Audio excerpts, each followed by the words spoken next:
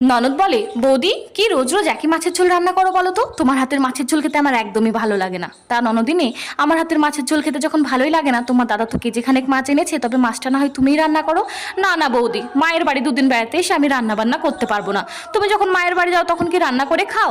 রান্না করে খাই না খাই সেটা বড় কথা না, তবে তোমার মতো কারো রান্নার খুঁত ধরি না। কেউ যদি ভালোবেসে এক গ্লাস জল ঢেলে খাওয়ায়, তার সামনে এমন ফিল করি যাতে মনে হয় তার হাতের এক গ্লাস জল খেয়ে আমি অনেক তৃপ্তি পেয়েছি। রান্না বান্না তো ছেড়েই দিলাম। তা যাও, তুমি গিয়ে স্নান ধ্যান যা করবে করো। দেখছি যদি তোমার রুচির মতো মাছ রান্না করতে পারি তবে না হয় খেতে ডাকবো, না ডাকলে ভাবে রান্না ভালো হয়নি, ডাল দিয়ে না হয় খেয়ে নিও। ননদ যখন এভাবে বললোই, তাহলে আজ সত্যি একঘেয়েমি মাছের ঝোল রান্না না করে একটু আলাদাভাবেই চেষ্টা করি। সম্পূর্ণ নতুন পদ্ধতিতে মাছটিকে বেশ সুন্দর করে রান্না করে ঢেকে রেখে চলে আসি ঘরে। প্রায় দুপুর 2টো বাজতে চলেছে, তখন দেখি ননদ এসে ডাকে, ও বৌদি ভাত দেবে না? না গো, মাছের ঝোলটা আজ এত বাজে রান্না হয়েছে যে বাড়ির সবাই দুবেলার মাছ একবারেই খেয়ে নিয়েছে, তোমার জন্য এক পিসও বাদ রাখেনি।